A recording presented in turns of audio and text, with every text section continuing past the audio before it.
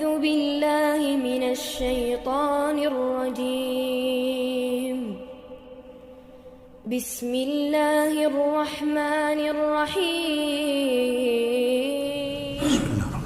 السلام عليكم ورحمة الله وبركاته. إن الحمد لله نحمده ونستعينه ونستغفره ونعوذ بالله من شرور أنفسنا ومن سيئات أعمالنا من يهده الله فلا مضل له ومن يضلل فلا هادي له وأشهد أن لا إله إلا الله وحده لا شريك له وأشهد أن محمدا عبده ورسوله لا نبي بعده وبعد. Para hadirin jamaah Masjid Syafi'i yang saya muliakan, kita masih membahas tentang an-nifaq, kemunafikan. Terakhir kita membaca firman Allah Subhanahu wa taala di dalam surat An-Nisa ayat 145 146 tentang tempat tinggal orang-orang munafik di neraka, bahwasanya mereka akan menghuni tempat yang paling bawah. Ini bagi orang-orang yang secara zahir Islam tapi batinnya kufur. Batinnya itu membenci Islam, tapi secara zahir seperti orang Islam. Kemudian ayat terakhir kita membaca bukan surat An-Nisa ya, surat Taubah ayat 67 ya, yang berbicara tentang kriteria orang-orang munafik. Surat At-Taubah ayat 67. Ada yang masih ingat apa kriteria mereka? Apa? Naam, alhamdulillah ada ingat. Ya'muruna bil munkar wa yanhauna 'anil ma'ruf wa yaqbiduna aydiyahum nasullaha fanasiyahum. Ya. Mereka ya, orang-orang yang senantiasa mengajak manusia kepada kemungkaran. Jadi bukan hanya mereka berbuat mungkar, tapi mengajak orang kepada kemungkaran. Dan ajakan mereka itu bersifat terus menerus ya, langgeng. Ya'murun itu artinya senantiasa, selalu ya. Jadi mereka selalu mengajak orang kepada kemungkaran. Mereka akan gunakan posisi mereka, mereka akan menggunakan jabatan mereka. Mereka akan menggunakan harta mereka, mereka akan menggunakan akal mereka, ilmu mereka. Mereka gunakan semua itu untuk menggiring manusia kepada yang mungkar. Itu sifat orang munafik. Dan otomatis wa yanhauna 'anil ma'ruf. Mereka akan senantiasa mencegah orang dari perbuatan ma'ruf. Kemungkaran yang benar-benar mungkar di dalam Islam itu akan menjadi tujuan dalam aktivitas mereka. Kebaikan yang diperintahkan di dalam Islam itu justru menjadi sesuatu yang mereka benci. Ya, maka ada orang-orang Islam yang membenci syariatnya sendiri, ya, mengejek, mengolok-olok syariatnya sendiri, dan mereka terus bersemangat untuk mengajak orang melakukan hal yang bertentangan dengan Islam. Kemudian mereka adalah orang-orang yang senantiasa menggenggam tangan-tangan mereka, artinya mereka bakhil dalam menginfakkan harta untuk kepentingan Islam ya. Jadi bakhilnya itu kalau untuk kepentingan Islam itu mereka bakhil, tapi untuk kepentingan yang mungkar mereka siap menggelontorkan berapa triliun, siap Yang penting keinginan mereka untuk melanggengkan kemungkaran ini tetap ada. Ya. Jadi kata-kata mereka itu tidak menginfakkan hartanya itu bukan berarti mereka bakhil secara mutlak, tapi bakhil dalam konteks dakwah Islamiyah. Nasallaha fanasiyahum, ya, mereka lupa di dunia, mereka melupakan Allah, Allah pun akan melupakan mereka. Innal munafiqina humul fasiq. Kemudian di dalam surat At-Taubah 75-77, ya, dan surat Taubah itu surat yang juga berisi tentang orang-orang munafik. Dibuka semua, dibongkar jati diri mereka. Itu salah satunya terbongkar jati diri mereka di dalam surat At-Taubah. Ya. Allah Azza wa Jalla berfirman, A'udzu billahi minasyaitonir rajim, wa minhum man 'ahada Allah la in atana min fadlihi lanasaddaqanna wa lanakunanna minas salihin. فلما آتاهم من فضله بخلوا به وتولوا وهم معرضون فأعقبهم نفاقا في قلوبهم إلى يوم يلقونه بما أخلفوا الله ما وعدوا وبما كانوا يكذبون. Di antara mereka, itu sering muncul kalimat ini, di antara mereka, yakni orang-orang munafik itu ada orang-orang yang berjanji kepada Allah, kalau seandainya kami diberi karunia Allah berupa harta, maka kami akan benar-benar bersedekah di jalan Allah, dan kami akan menjadi orang-orang saleh. Jadi mereka berjanji kepada siapa? Kepada Allah. Namun tatkala Allah memberikan harta karunia kepada mereka, bakhilu bihi, mereka pun mengingkari janjinya. Mereka enggan bersedekah alias menunjukkan sifat bakhilnya. Watawallau, janjinya sedekah dan menjadi orang soleh. Ternyata ketika Allah memberikan karunia yang banyak, mereka tidak mau sedekah dan berpaling dari kesalehan. Mereka memilih kefasikan, kedurhakaan kepada Allah daripada menjadi hamba-hamba Allah yang saleh. Karena pilihan mereka, ingkar janjinya mereka kepada Allah, fa'aqabahum nifaqan fi qulubihim, maka mereka mendapatkan kemunafikan. Allah menanamkan kemunafikan di dalam hati mereka sampai mereka berjumpa dengan Allah. Allahu Akbar, ngeri Pak kalau orang sudah ditutup hatinya. Itu merupakan azab sebelum dia mendapatkan azab di akhirat. Kapan seseorang bisa ditutup hatinya dan kemunafikan akan menutup dirinya, ya, menutup hatinya, ya, kalau dia berperilaku seperti ini, janji kepada Allah namun dia ingkari. Justru waalaikumsalam, dia menggunakan nikmat-nikmatnya Allah Subhanahu wa taala untuk apa? Untuk menentang Allah Subhanahu wa taala, untuk memusuhi dakwah Islamiyah. Maka Allah menutup orang-orang kalau sudah fa'aqabahum nifaqan fi qulubihim ila yaumi yalqauna, ya sudah, selama hidupnya kemunafikan ini akan terus bercokol di dalam hatinya dan dia akan mempertontonkan kemunafikan terus.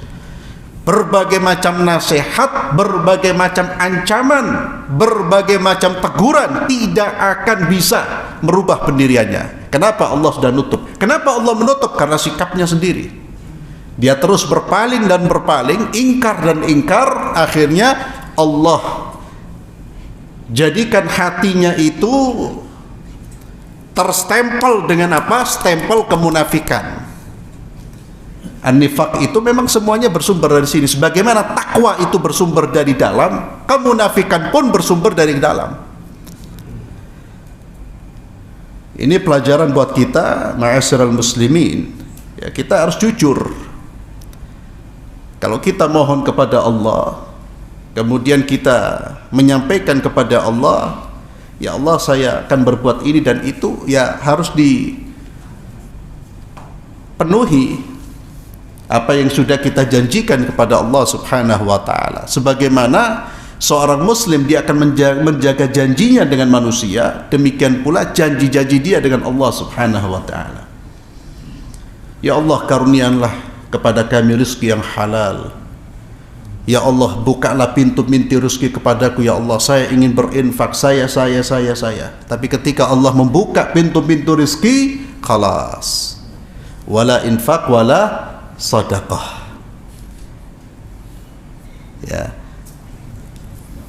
Kemudian di dalam surat Al-Munafiqun ayat 1 sampai 3, Allah Subhanahu wa taala bercerita tentang mereka, ya, mengungkap jati diri mereka. Ya, ini orang-orang munafik, ya ini.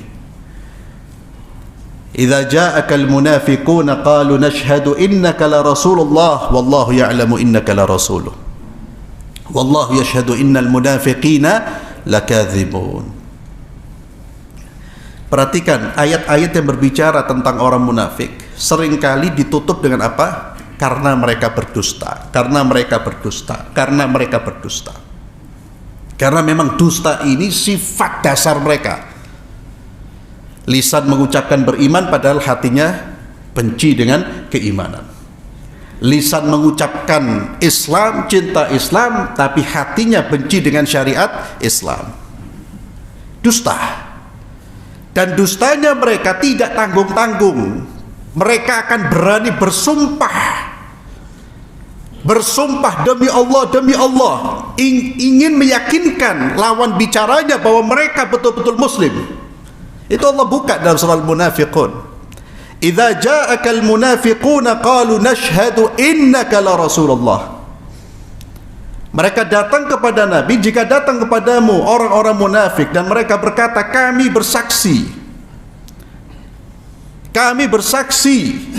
innaka, sesungguhnya engkau. Itu sebuah kalimat yang menunjukkan mereka betul-betul percaya, bersaksi, beriman. Jadi mereka menggunakan kalimat yang meyakinkan. Itu salah satu ciri mereka. Dan orang munafik di dalam surah Al-Munafiqun itu baik di zaman Nabi maupun di zaman yang datang setelahnya, mereka punya keahlian dalam berbicara, berkomunikasi.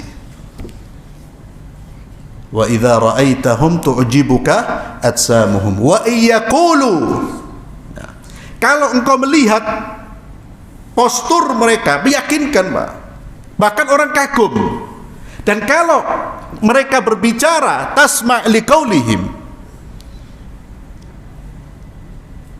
maka benar apa yang diungkapkan atau ada sebuah nasihat, jangan tertipu dengan manisnya ucapan. Lihat perbuatannya, bukan ucapannya.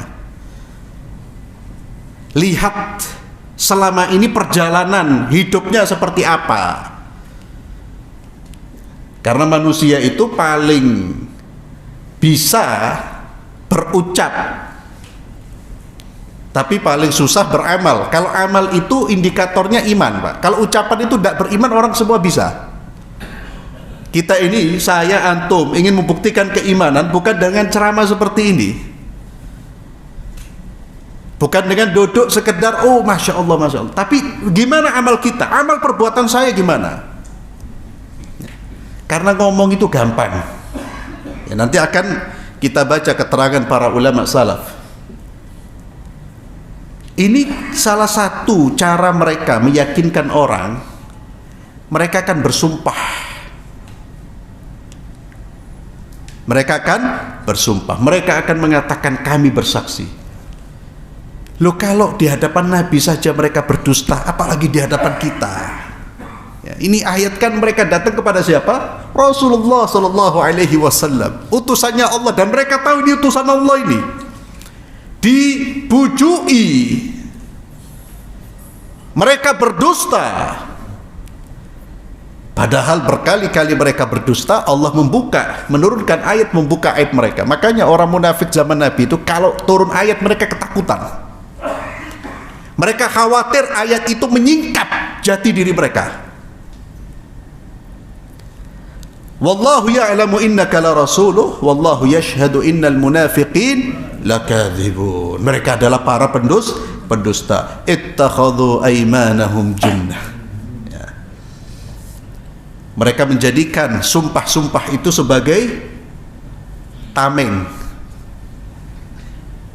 Jadi manusia itu tidak semuanya menjadikan sumpah itu untuk sumpah itu untuk mengucapkan lafaz sumpah itu untuk kebenaran.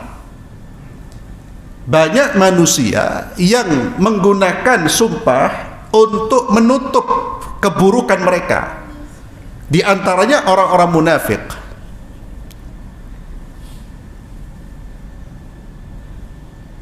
Fasaddu an sabilillah innahum sa'a ma kanu ya'malun. Ya, ini sifat mereka. Bicara meyakinkan, yakni dengan sumpah dan lain sebagainya. Tapi sikap mereka memalingkan manusia dari jalan Allah Subhanahu wa taala. Yaitu kaitannya dengan surat Taubah. Dan terkadang trik-trik mereka itu ya artinya mereka memalingkan orang dari jalan Allah, mencegah dari perbuatan baik, menyuruh kepada perbuatan mungkar itu dengan trik-trik, dengan kalimat-kalimat, dibungkus dengan kalimat-kalimat yang indah, ya. Dibungkus dengan moderasi Islam, dibungkus dengan Islam rahmatan lil alamin, dibungkus dengan radikalisme Islam, ya. Akhirnya orang ditakut-takuti untuk menjalankan sunnah Rasulullah sallallahu alaihi wasallam. Itu sudah zamannya Nabi, sejak zamannya Rasulullah sallallahu alaihi wasallam. Cara-cara mereka menggunakan segala cara, sumpah pun mereka berani. Wallahi, kami ini muslim, bukan Anda saja yang muslim. Lo kok muslim benci syariat itu ya apa?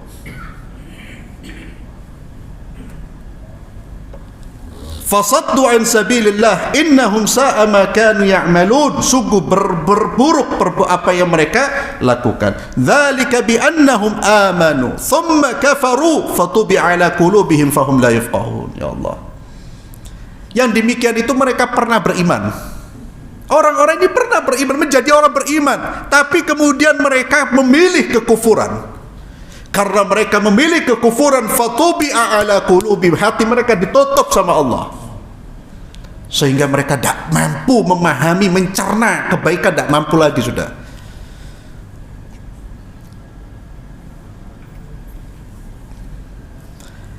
Kemudian ikhwani fillah, di antara hadis-hadis Rasulullah sallallahu alaihi wasallam dari Abdullah bin Amr bin As radhiyallahu anhuma عن النبي صلى الله عليه وسلم قال نبي صلى الله عليه وسلم bersabda arba'un man kunna fihi kana munafiqan. Kata Nabi sallallahu alaihi wasallam, ada 4 perbuatan yang kalau terkumpul 4-empatnya dalam diri seseorang, maka dia pantas disebut sebagai orang munafik. Wa man kanat fihi khaslatan minhunna kanat fihi khaslatan minan nifaq hatta yada'aha. Siapa yang memiliki sebagian dari sifat tersebut, maka di dalam dirinya ada sebagian dari sifat kemunafikan. Ya, ini tidak bisa dikatakan dia munafik tulen. Dia hanya orang ini punya sifat-sifat kemunafikan. tergantung berapa sifat yang melekat di dalam dirinya. Nabi SAW menyebutkan, idza haddatsa kadzaba. Kalau bicara berdusta. Kizib itu sudah menjadi menjadi kebiasaan. Idza haddatsa kadzaba. Kalau dusta sekali dua kali, Pak, setiap orang pasti pernah. Siapa yang tidak pernah dusta sini? Seumur hidupnya? Saya kira semua pernah. Ya. Dusta ambek bojo, ya. Dusta ambek anak. Orang yang terkena penyakit munafikan itu menganggap remeh dusta dan sering berdusta, sehingga bagi mereka ucapan, perkataan kalau tidak ada dustanya itu ibarat makanan tanpa bumbu, tidak ada garamnya, hambar. Cerita ditambahi dusta, ngobrol ditambahi dusta, softo dusta, dusta terus, berita sedang dusta. Idza haddatsa kadzaba, itu orang penyakit, Pak. Berarti di dalam dirinya ada kemunafikan. Wa idza wa'ada akhlafa. Kalau janji ingkar. Kalau janji tidak menepati janjinya. Hati-hati dengan janji. Janji apapun jangan meremehkan janji tersebut. Jangan meremehkan apa yang sudah kita janjikan. Kalau kita meremehkan dan tidak menepati padahal kita mampu menepati, itu tanda kita punya penyakit di dalam diri kita. Dan kita harus tangisi itu. Maka jangan meremehkan janji apapun. Janji pertemuan, janji ini, janji itu, hati-hati. Orang tidak bisa menepati janjinya, minta maaf. Orang muslim itu, Pak, dia minta maaf menunjukkan bahwa dia mengaku bersalah. Orang yang terkena penyakit munafikan meremehkan. Ya akhi, besok kita ketemuan jam 8, jam 9, oke. Teko jam 11. Guyu, tenang, ala ya khair itu. Ya apa? Loh. Wala kalam maaf, wala syai'la. Dianggap itu sepele. Orang kalau penuh dengan keimanan, datang dia minta maaf, ya Allah saya afwan, saya tidak bisa ini. Ternyata bla bla bla, saya minta maaf. Itu, Pak, bedanya orang munafik dengan orang muslim. Muslim itu bukan berarti tidak berbuat salah, tidak. Maka kata Nabi, orang munafik itu kalau berbuat dosa, melanggar, bojo, tidak ingkar dan sebagainya, itu seperti lalat yang nemplok di mana? Di hidungnya, tidak ada bekas bagi dia. Tapi orang muslim kalau dia melanggar, seolah-olah dia duduk di bawah gunung dan gunung itu akan menjatuhinya. Ketakutan, Mbak. Ya Allah, anak keliru. Jadi kalau kita ini berbuat dosa atau melanggar, contoh seperti tadi, kemudian tidak merasa berdosa, istighfar yang banyak. Itu perlu istighfar yang banyak. Astagfirullah, astagfirullah. Dan dosa yang Nabi sebutkan sebagai ciri orang munafik itu dosa besar semua. Berdusta, akhlaf, ya. Dia tidak memenuhi janjinya. Wa idza khasama fajara. Dan jika dia bertikai, dia fajar, bertindak berlebihan. Kalau bertikai, jika dia bertikai, berkonflik, dia tidak melakukan perbuatan yang terukur tapi berlebihan. Manusia dalam kehidupan pasti akan ada konflik. Siapa yang tidak pernah berkonflik? Tidak ada. Di dalam rumah tangga kita. Tapi orang muslim itu, Pak, kalaupun dia berkonflik, kalau dia sedang ada masalah, dia tidak akan melakukan tindakan aniaya. Kalau dia mau membalasnya pun terukur. Paling mudah, saya sering memberi contoh apa? Orang kalau dipukul sekali, Islam itu agama yang memperhatikan naluri yang ada pada diri manusia, dan Islam itu mengajak orang untuk punya kehormatan. Maka ketika orang dipukul, didolimi, dia boleh membalas, boleh. Tidak seperti ucapan, kalau Anda ditempeleng pipi kanan, berikan pipi kiri. Kadzab. Tidak ada orang praktek seperti itu. Siapa sih ngomong? Coba praktekkan itu. Dan itu tidak sesuai dengan Islam. Anda ditempelin pipi kanan, berikan pipi kiri. Di mana kehormatan seorang manusia, kehormatan seorang muslim yang Allah tanamkan di dalam diri kita? Boleh, bukan wajib membalas, boleh membalas. Kalau memberi maaf itu lebih baik. Ketika dia memberi balasan, maka harus terukur. Yang saya maksud dengan terukur itu memang ukurannya segitu. Jadi kalau kita umpama, contoh simpel, dipukul sekali Pak, boleh membalas hanya 1 kali. Tapi kalau dipukul sekali, kita balas 2 kali, bahkan kita ambil pedang ditusuk, fajaro kita. Ini bertiga sama orang, ya, yang terukur Pak.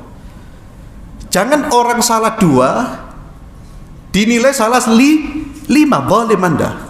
Kalau ada orang salah 2, Anda katakan Anda punya kesalahan 2, itu masih terukur namanya. Benar, adil itu. Ucapan sesuai dengan fakta, jujur. Tapi kalau Anda mengatakan kok ndak ono bener nih, hati-hati. Jadi khasamah, ketika berkhasamah hati-hati. Maka orang Islam dalam kondisi normal, dalam kondisi senang, dan dalam kondisi marah, dalam kondisi benci, dia tidak akan melakukan kezaliman. Kan banyak saudara-saudara kita kalau sudah benci, zalim, dia menghabisi kehormatan saudaranya, ya. Terkadang suami dan istri kalau sudah firaq, sama-sama benci, firaqnya tidak atas dasar islah, salah, masing-masing saling membuka aib. Hati-hati loh, itu bukan sifat orang-orang beriman. Termasuk kita, hati-hati. Kemudian wa idza ahada ghadara, ya. Mereka sering ingkar janji. Di dalam riwayat yang lain, wa idza tumina khana. Mereka jika diberi amanah berkhianat. Ya Allah, kita semua mendapatkan amanah. Amanah untuk ibadah, amanah menjaga keluarga kita dari siksa api neraka, itu amanah. Amanah kepada istri, amanah kepada anak. Amanah ini segala sesuatu yang Allah wajibkan kepada kita itu amanah. Orang mukmin tidak akan menyia-nyiakan amanah. Dia akan memperhatikan amanahnya. Semakin bertambah amanahnya, semakin berat tanggung jawabnya. Perasaan memikul tanggung jawab itu ada pada diri orang beriman. Kalau orang tidak beriman, tidak ribut dia, tidak peduli. Yang ada di sekitarnya, orang-orang yang menjadi amanahnya, mau sengsara, mau sengsara hidupnya, tidak peduli. Yang penting aku urip. Orang mukmin dia betul-betul menjaga amanah, termasuk menjaga amanah ucapan. Ya akhi, kalau antum diberitahu, ya akhi, ya Isa, ente jangan kalam siapa-siapa, itu amanah. Berarti saya tidak boleh ngomong sama siapapun, hatta kepada istri anak. Kalau fulan mengatakan ente jangan bicara kepada siapa-siapa itu semua. Kalau saya pulang cerita sama istri, itu namanya saya khianat terhadap dia, khianat terhadap kepercayaannya. Disebutkan dalam riwayat, kawan kita ini kalau sudah ngomong bisik-bisik Pak, berarti itu amanat. Berarti ada sesuatu rahasia yang jangan sampai orang tahu. Sekarang tidak, ya. Orang berita rahasia dalam hitungan jam bisa menyebar. Loh, dari mana? Padahal yang mendengar sudah diberitahu. Jangan jangan disebarluaskan. Tapi yang mendengar ini ngomongnya sama seperti sahibnya. Ada orang ngomong kepada saya, yang Isa, ente jangan bicara ke yang lain, ini amanah. Oh ya, saya ngomong sama istri ana, ojo ngomong-ngomong, iki amanah. Loh. Ya. Istri ana ngomong sama yang lain, ojo ngomong-ngomong, iki amanah. Akhiratu sak kalimat tahun.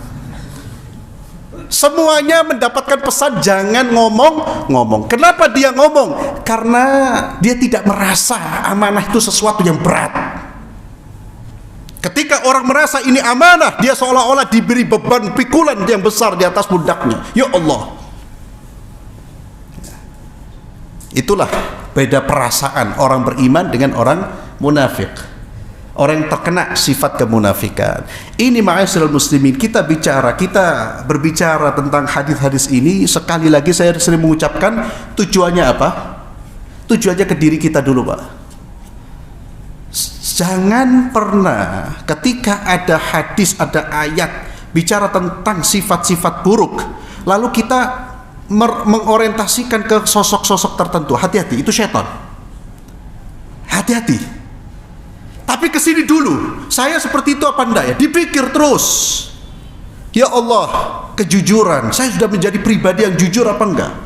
Ya Allah, khianat. Karena salah satu jebakan syaitan itu manusia dibuat lupa dengan dirinya dan dibuat dia ingat orang lain. Itu salah satu strategi syaitan, membuat kita terjerumus dalam kemungkaran tanpa kita sadari. Ketika mendengar sesuatu yang buruk, pertama kali ke saya membaca hadis ini, ya Allah, apakah ada sifat-sifat buruk ini pada saya? Jangan merasa, oh tutu aku iki. Loh, Umar bin Khattab itu ngomong apa kepada Hudzaifah? Ya Hudzaifah, saya ini termasuk orang munafik apa enggak? Siapa itu? Umar bin Khattab. Dibandingkan dengan kita ada bandingannya? Bisa dibandingkan? Hah?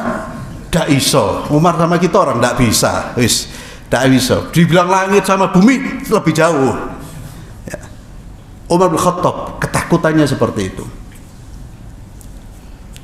Kemudian di antara perkataan ulama salaf yang mengingatkan tentang kemunafikan, qala Abu Darda radhiyallahu anhu. Beliau mengingatkan kita untuk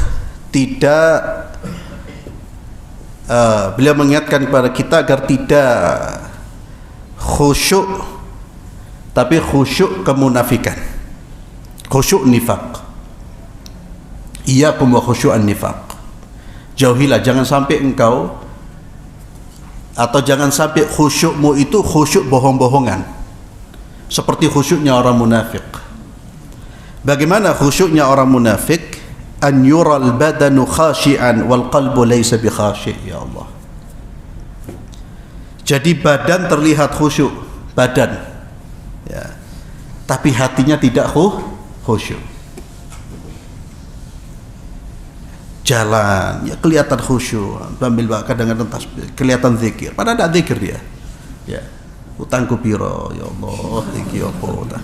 Sehingga terlihat orang munafik itu paling senang dengan penampilan. Makanya dulu ikhwani fillah, ada ulama-ulama memang seperti Imam Hasan al-Basri itu memang terlihat khusyuk, tapi memang ya dalam kesendirian pun dia seperti itu. Orang kalau melihat Imam Hasan al-Basri itu seperti melihat surga dan neraka. Orang yang luar biasa. Ada pula ulama-ulama orang-orang salaf yang ketika ketemu orang bercanda, softo bahasa kita. Bukan softo seperti kita orang terlalu banyak, enggak ya. Artinya tidak memperlihatkan sosok yang masya Allah, lah biasa. Tapi kalau sudah menyendiri dengan Allah, khalas. Ya. Itu yang dituntut.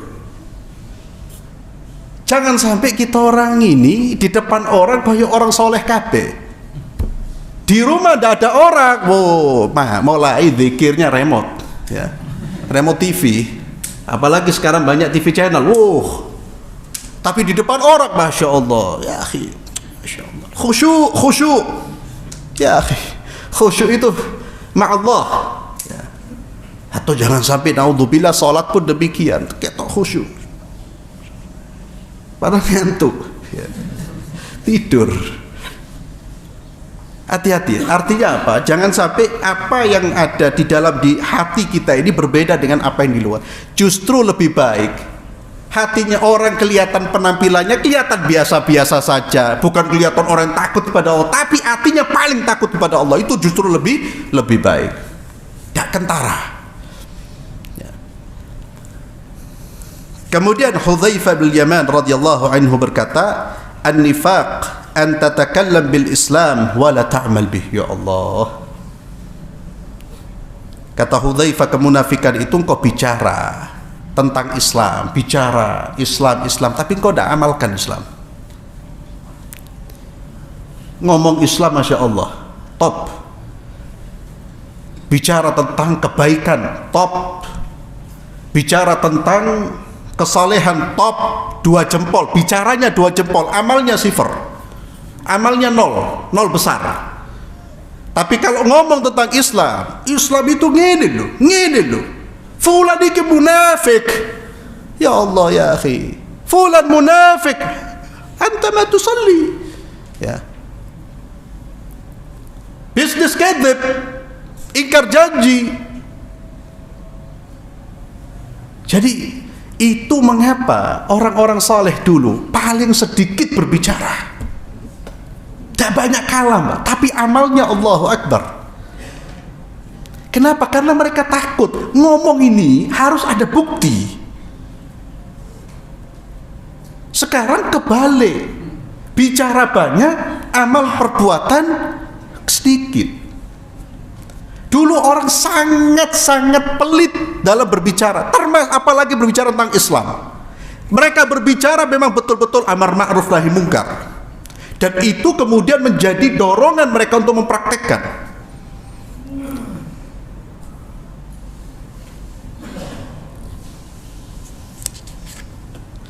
Kemudian Al-Imam Hasan Al-Basri rahimahullah berkata, "An-nifaq ikhtilafu sirr wal alaniyah wal qaul wal amal wal madkhal wal makhraj." Nifaq itu ikhtilafu sirr wal alaniyah. Berbedanya hati dengan yang nampak. Berbedanya apa yang tersimpan di dalam dirinya dengan apa yang terbuka, yang terlihat. Berbeda, Pak. Ya seperti tadi. Hatinya enggak khusyuk, hatinya enggak ada rasa takut, tapi mukanya menunjukkan rasa takut. Ikhtilafus sirr wal alaniyah. Bahkan ikhwani fillah, sering saya sampaikan, sampai dulu ulama salaf kita itu menganggap orang yang bertanya kaifa haluk, artinya apa kaifa haluk? Bagaimana kabarmu? Orang yang melemparkan pertanyaan itu kepada saudaranya, tapi di dalam hatinya nggak ada niat untuk membantu sama sekali, dianggap kemunafikan. Yang sekarang itu bahasa kita apa? Bahasa basi. Kaifa haluk? Tidak ada. Dia memang betul-betul kalau orang ini bilang ana foto ya akhi, langsung dia bantu. Tidak ada. Jadi mereka sangat membenci sifat bahasa basi. Kalau kita tidak punya keinginan untuk membantu, assalamualaikum warahmatullah. Apalagi kalam terlalu dukur, kalam terlalu kaifa haluk ya akhi, ana masya Allah, ana rindu sama ente. Ya kalau betul ya bagus, tapi kalau enggak hati-hati. Kalau enggak hati-hati, itu yang perlu, itu dianggap sebagai apa? Perilakunya orang-orang munafik.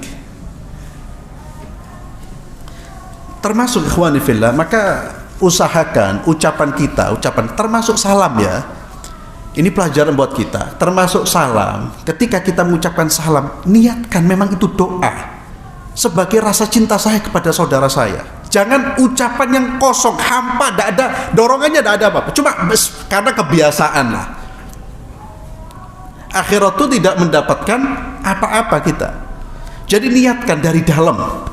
Ya Allah, ketika keluar saya ingin memberi manfaat minimal dengan mengucapkan salam kepada saudara-saudara saya. Karena ucapan salam itu makna yang luar biasa, doa yang luar biasa.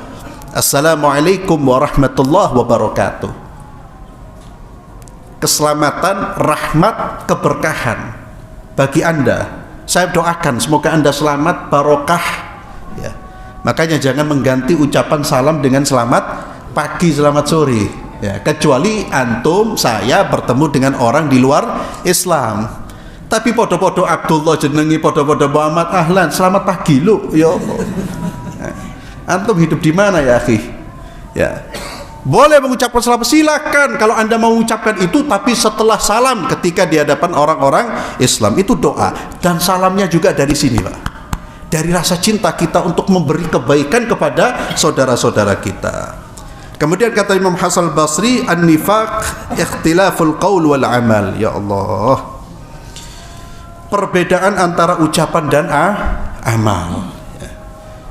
Mudah-mudahan amal, ucapan dan hati kita satu Pak ya, betul-betul.